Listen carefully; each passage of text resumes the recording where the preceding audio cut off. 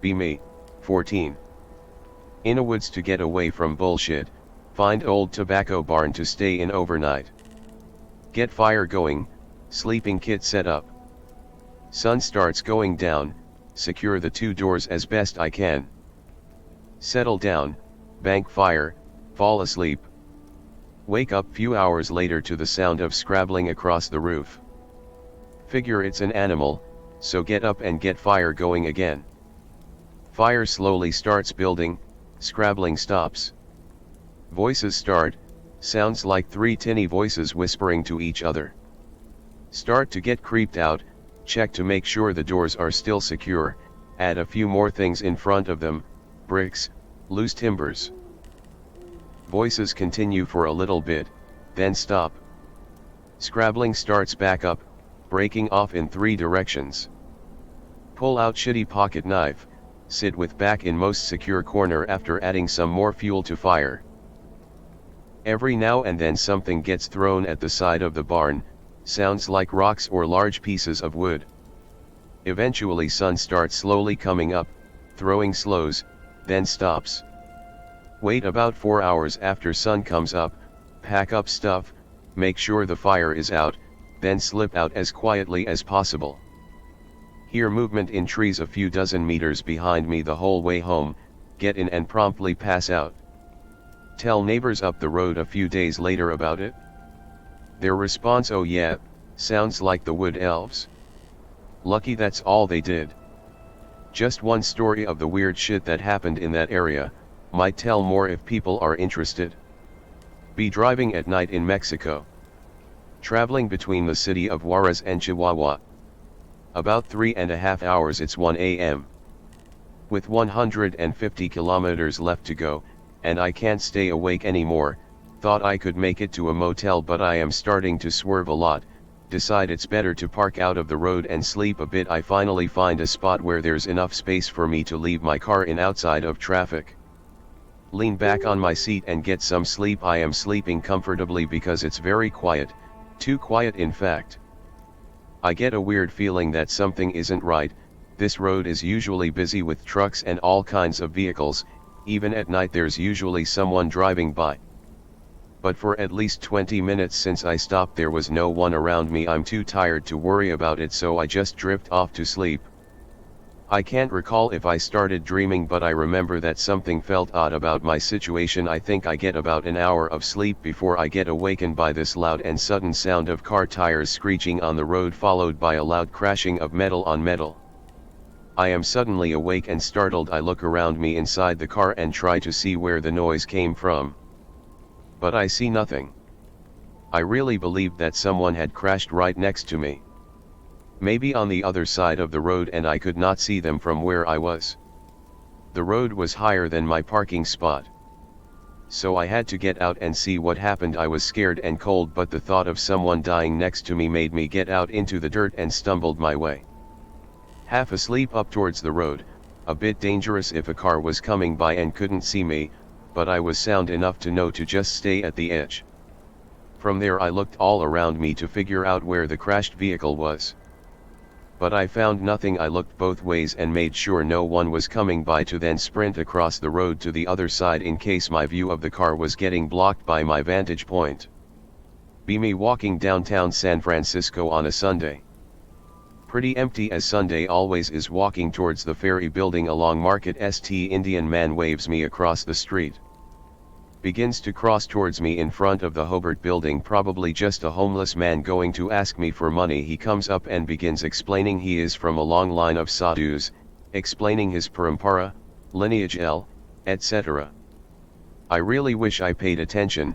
He says, let's play a game. If I have something important to you, you have to give me what I want, okay?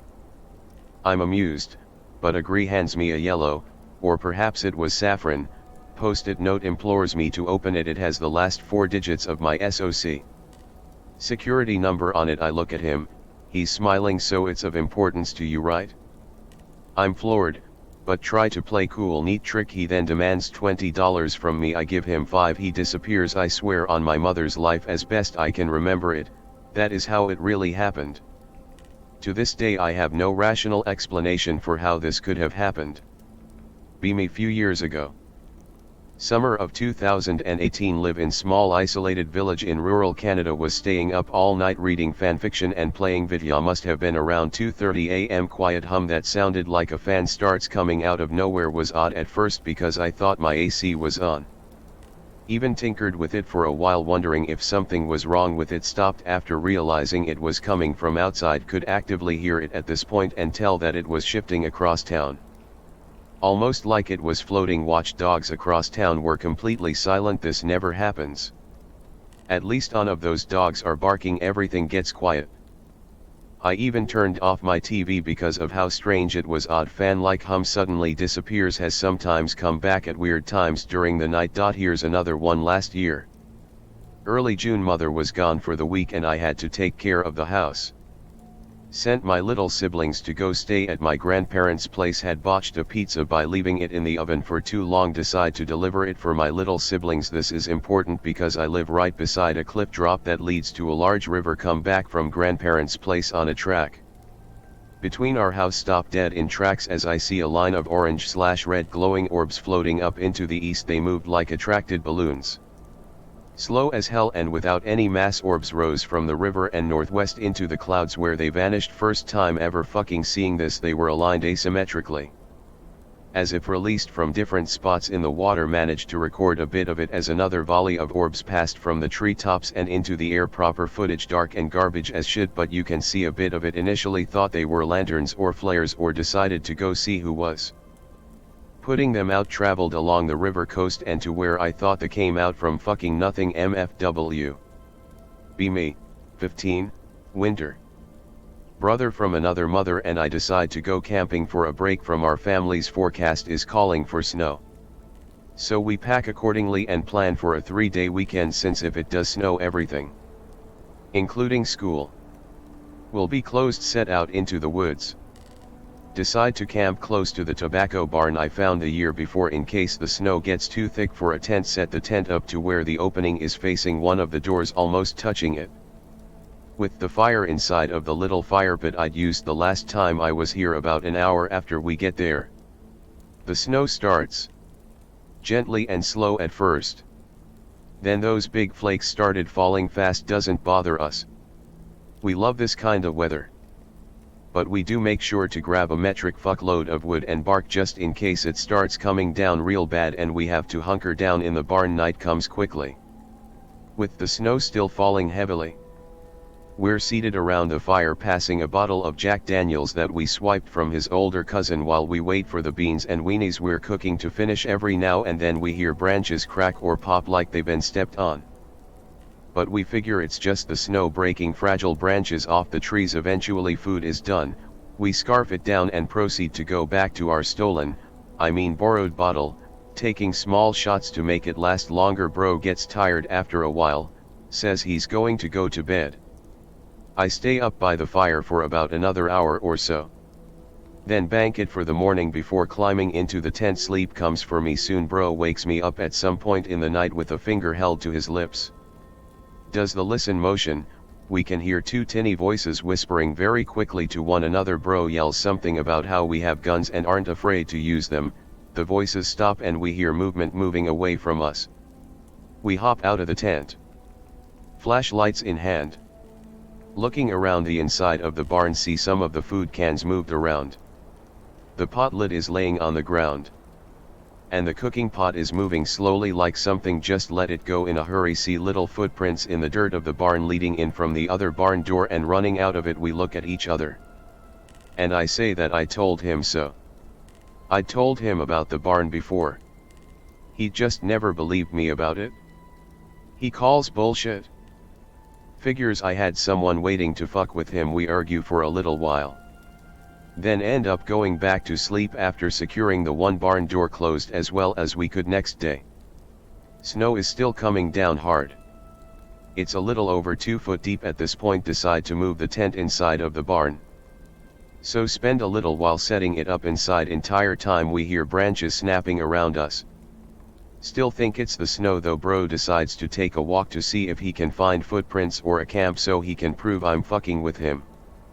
Once again I try to tell him I'm not, but he doesn't listen, goes off on his own. I shrug and say fuck it and keep the fire going while sipping on a Dr. Pepper. Comes back about 2 hours later, confused look on his face. Admits that he didn't find either footprints or a camp. But he still thinks I'm fucking with him. Roll my eyes and choose to ignore it. Night comes. The snow is still falling. Chicken noodle soup with wood-fired grilled cheese.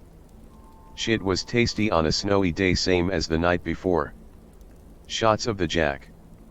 Then bro crawls into the tent to sleep. About an hour later, start hearing scrabbling across the roof with the occasional tinny whisper. Bro slowly sticks his head out.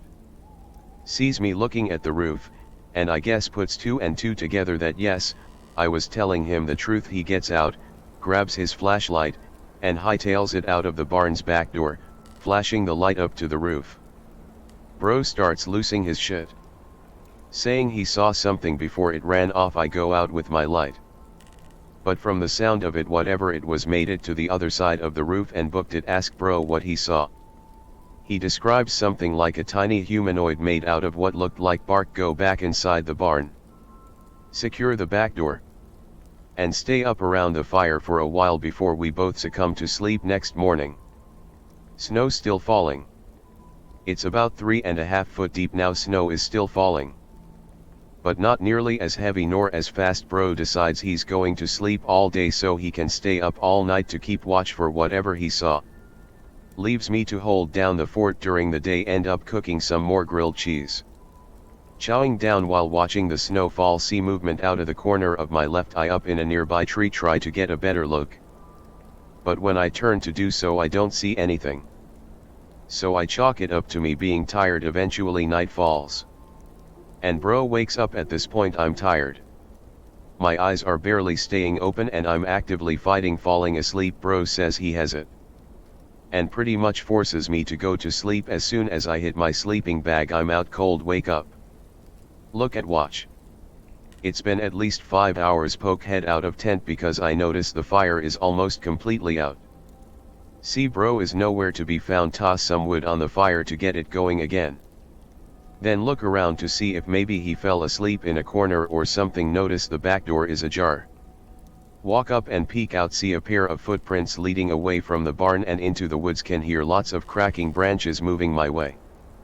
Reach over and grab my light, turn it on, aim it out into the woods towards the noise. It's my bro, and he looks hurt. Run out to help him, make it to him, and notice he's absolutely drenched in water and is shivering. Grab him and drag him towards the barn.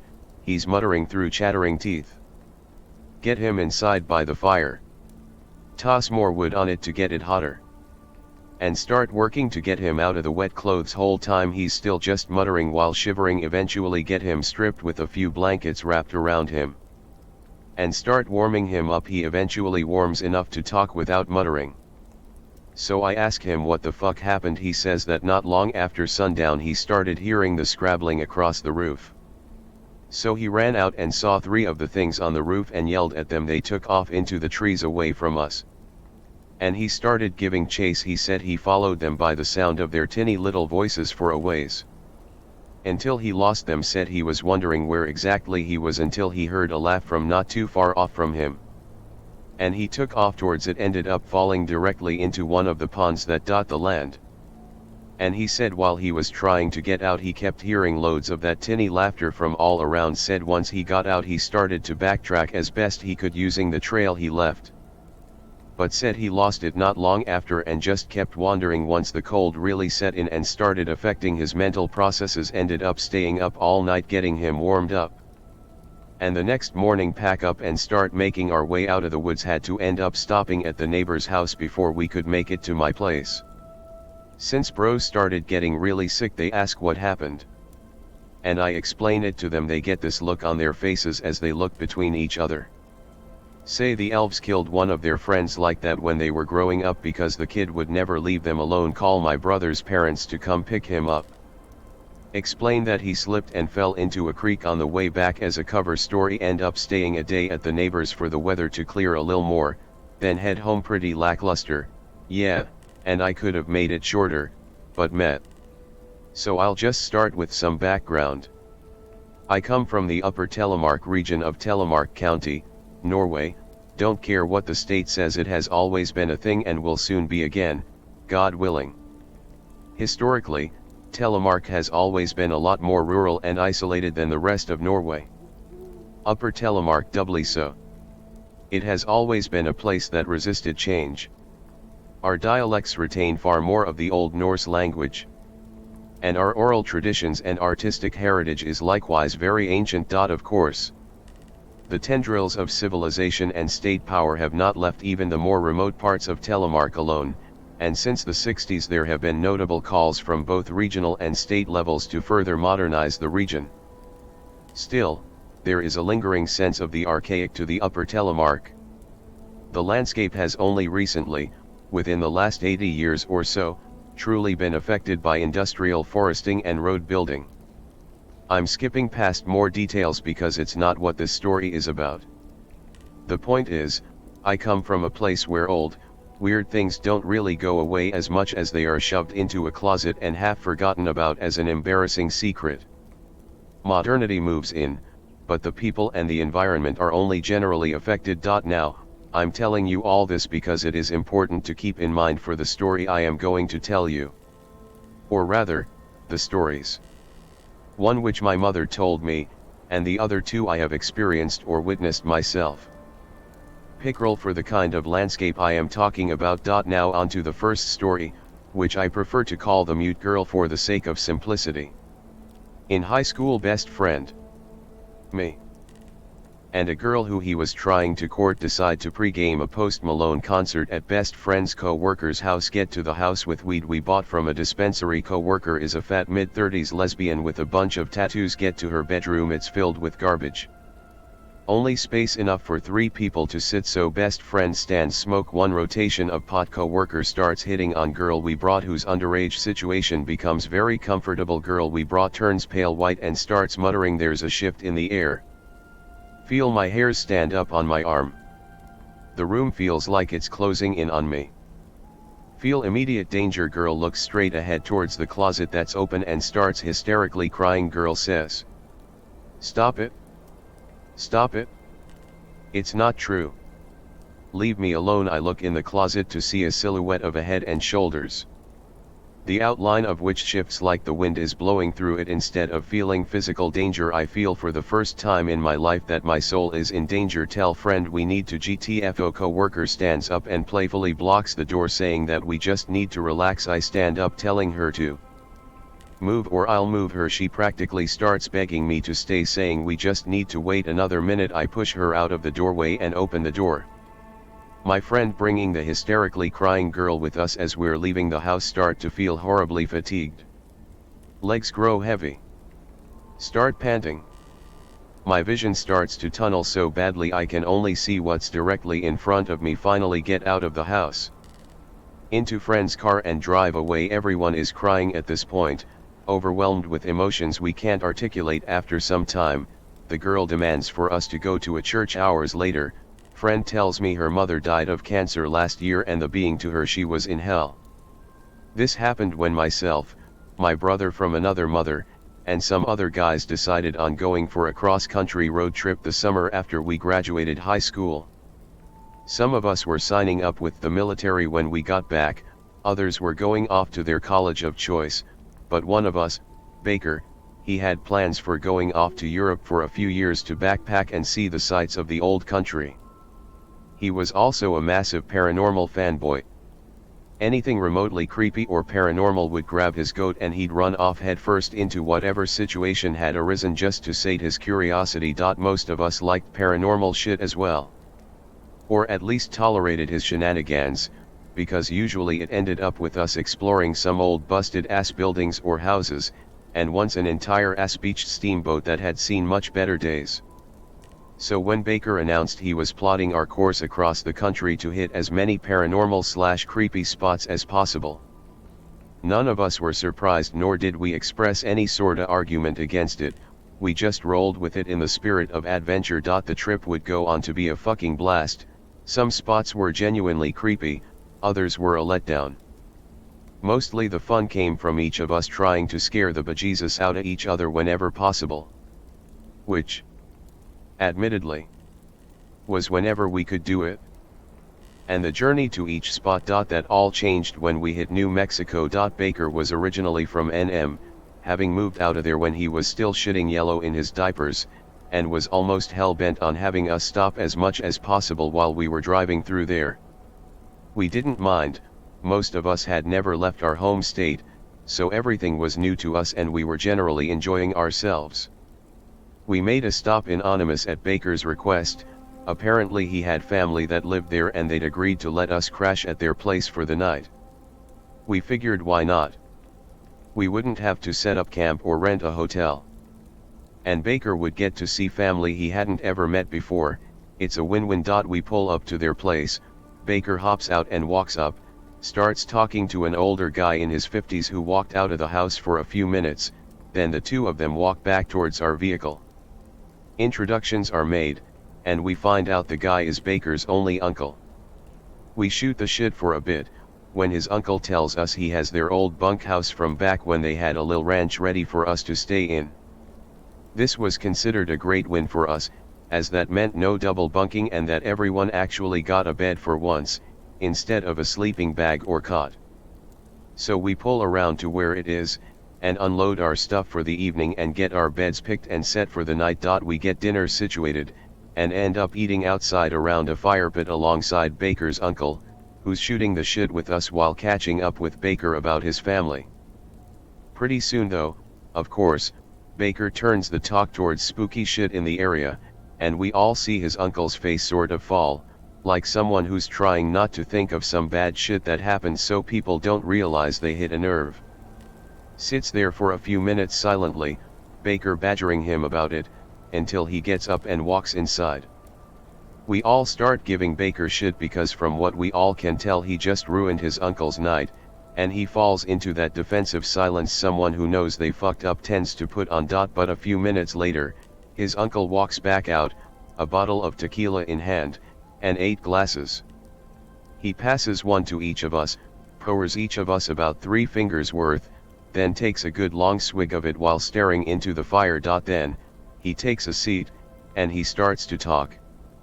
He begins to tell us about an event that had happened roughly 30 years before, about how he'd lost a friend and a lover to it, and that if we really wanted to hear something creepy then we'd shut the fuck up and listen cause he was only going to tell us this once.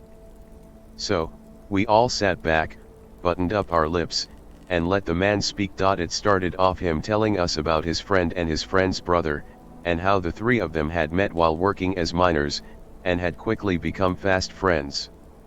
He said he'd became a miner so he wouldn't have to deal with working the ranch, a job he hated, and that the 2 men he met made the job bearable, but only barely. Since they were Mexican, they usually got the short end of the stick.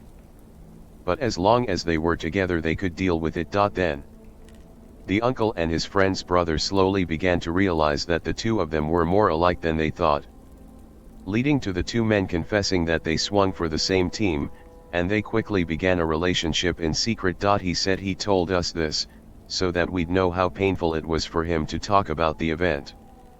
Baker looked surprised. He didn't have the best track record with same-sex couples. And the shock of finding out his only uncle was a part of that lifestyle was pretty evident on his face. But he kept his mouth shut as his uncle continued on. A few months into the men meeting one another, ranches in the area started reporting missing animals, or of finding animals dead and desiccated where the day before the animal would have been alive and in good health. Of course that got the local ranchers agitated, and regular hunting parties were organized to see if the animal or person responsible could be found and either killed if it was an animal, or brought to justice if it was a man. I don't need to tell y'all what kind of justice his uncle was talking about, I'm sure y'all can put 2 and 2 together. This continued on into the winter months. At this part, his uncle took a short pause, still staring into the fire, then took a shot from the tequila and continued. The ranchers were getting more and more angry, they were losing animals but had yet to find any sort of tracks or traces of whatever or whoever was doing it. Hell, even the miners began to talk about it, whispering that if it was some sort of animal taking down cattle, whatever it was would be able to take a person down as well, especially if it was a mountain lion or similar. They also began to talk about hearing weird noises in the deeper mineshafts, stuff like faint growling, or what sounded like claws moving across rock. Some of them began refusing to go into the deep unless they had more than one other person with them.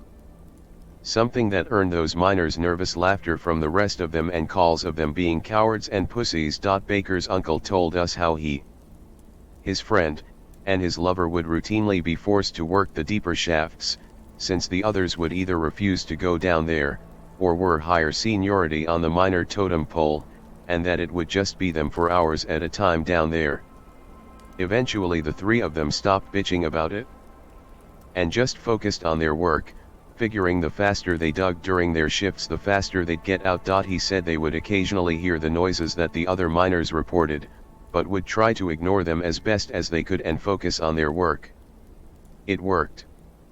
Until the night that it didn't. He told us that they'd gotten the graveyard shift that night, as well as the deepest part of the shaft they were assigned to.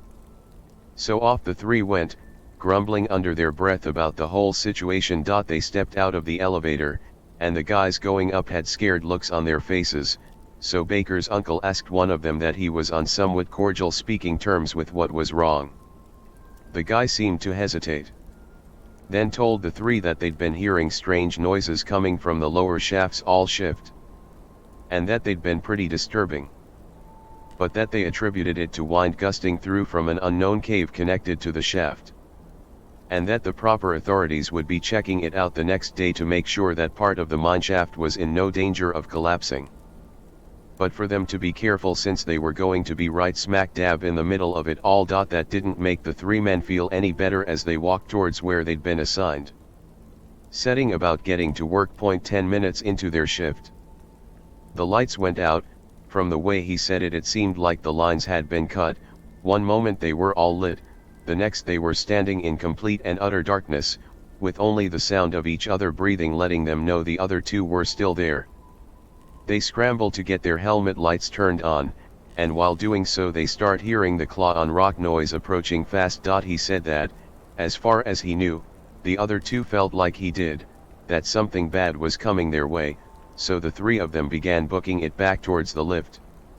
The clawing sound picked up speed, almost like it was running full tilt at them. When he heard his friend scream in pain and fear. He said his lover and himself turned to see his friend and lover's brother laying face down on the ground, his body going limp, as what he described as an albino, almost hairless rat took a chunk out of his neck. Looking at the two of them before letting out a squeal like the cross between an angry cat hissing and grease sizzling on a hot skillet. The two of them turned and began running again, him saying that he'd disgustingly hoped that whatever it was would have stopped to eat his friend so the two of them could get away, and being absolutely terrified when he heard those clawing noises getting close. That's when Baker's uncle stopped talking again, still staring into the fire. He was quiet for so long we began to assume that he was either not going to tell the rest of what happened, or that he'd gotten too drunk to remember it. Neither of those was the case. That's when I felt him grab me and throw me out of the way, and I saw the thing fly past me, barely missing. We weren't too far from the elevator, and thankfully the power was still on in that part of the mine shaft, so we hoped like a motherfucker that the lights would act as a deterrent. They didn't do shit. He told us how his lover pushed him into the elevator as the rat dog thing charged at them, and tried to get in while the thing was picking itself up off the ground, already starting to charge at them. The thing was fast. Too fast. And in what he said was almost an eye blink it was on his lover, biting and scratching at him before finally tearing out his throat. He said for the second time that night, he felt disgusted at how he felt as he slapped the ascent button on the lift, part of him hoping it would hurry and the other part cussing at him for being a coward and not helping out his lover. The lift began to ascend, and he said the thing locked eyes with him and screeched, charging. Luckily for him, it apparently could not climb, and barely missed the lift, smacking headlong into the mineshaft wall. He said he could hear it screeching the entire way up. with the miners who had gathered around the top of the elevator shaft hearing it as well. One of them asked where the other two men were, and why he looked so terrified. So, working quickly, he concocted a story about how there was an albino wolf that had somehow gotten into the shaft that ended up killing both of his partners. It was here that his uncle fell silent for the third time that night. This time for much longer, so long that we began to worry about him, though he did stand up slowly after a few moments excusing himself. All of us were quiet after he went inside the house, contemplating whether or not what we just heard was real or not. Most of us came to the same conclusion, that his uncle was telling some form of the truth, but Baker came to a totally different conclusion. Baker wanted to go see the shaft in person. We all began discussing it amongst ourselves. And eventually we all, minus Baker, came to the conclusion that Baker had a death wish. But he just would not let it go. And eventually persuaded every one of us that it was the spirit of adventure calling. And that there were 8 of us, so whatever it was wouldn't try anything. If there was in fact something to the story. So we all filed into the bunkhouse, with a plan forming to go monster hunting. Gotta run for a few hours due to work. We'll try and add the rest later today, if I don't pass out hard after work. Be me 17/18ths retard out at night with a campfire. Drinking with my family. Everyone eventually goes to bed. Stay up Irealiliki fires. MP4 super drunk and it's 11 p.m. by this point. Yell out that I don't care what the local spirits think, I'm gonna stay up until 12 p.m. Challenge accepted. By spirit.png. Hear low growling noise. Look towards the sound of the noise. It's at the house gate. Massive fucking dog, 6 feet tall, shaggy glowing orange eyes as if illuminated by the fire. Look at it slowly. Back away cause I'm shitting bricks. MP4 eventually run to the house door. I walk into the living room. Mum asks if I had just seen a ghost. Eat pasta, go to bed, blinds closed. Because have patio cause it's a raised house, window opens to that patio anyway. I wake up at like 3 a.m. It's that growling again. Look at my window. One of the glowing orange eyes are staring at me. I apologize to the spirit and burn some offerings. Not super religious by this point, but if it works, it works. Spirit leaves. Have more stories and shit. I swear nature spirits haunted my family's property. Be me still probably around 17/18th, same room and everything as the last. Greentext. Dad fucking destroys the nature in the backyard. Shortly after that the same black spirits Anon describes in his post begin showing up outside my window or generally just hanging around. It really skeetses me out. I wake up to them just staring at me in my room outside my window. I think I'm paralyzed by fear every time. Eventually my windows start shaking and shit ends up going flying on the patio at night. Birds spooked, etc. After weeks of this I break and give them offerings. I say it was my dad who tore your home down. Attack him instead please. You have no feud with me. That shit ceases for me. I don't know about anyone else. For Anons wondering why I sold my dad out so quick. He is an unironic bastard and was constantly abusive, ruined my childhood. I eventually became an alcoholic due to his abuse. Lel. This has just happened now. Not the spookiest thing. But I don't know what it was. Wake up, it's really sunny. Look over at window, see silhouette of a person on blinds like they're trying to look through the window, not their whole body. Just from about the chest up. I'm on the 2nd floor and there's no balcony or nothing like that. Go up to window and move blinds, nothing at all there and nothing that would cast that shadow. Put blinds back, silhouette is still there. Look out like half a dozen times, still nothing there. Silhouette is still there. Very rarely I'll get a silhouette of a bird on the blinds because they perch on the roof next door, but I'm not going to confuse a bird outline with a person, and the bird ones are always at the other side of the window. Put it down to it being a tree or something outside, and I've somehow, impossibly, never noticed it before. Still think it's weird. Go for a piss and take pic when I get back. Silhouette is completely gone. Brothers, is this a shadow person?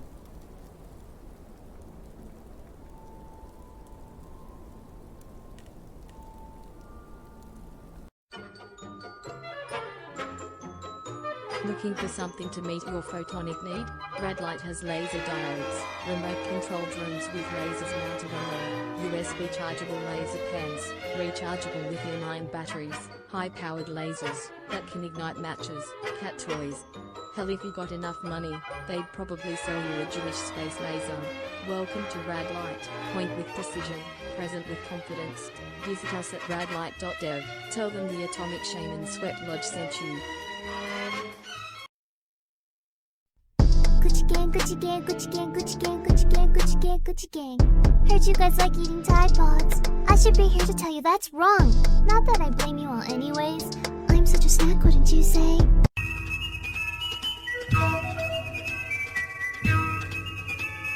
Like, share and subscribe to the channel, and be sure to ring the notification bell. You can follow us on Twitter at Motel and RV Park. Catch the live streams on Rumble.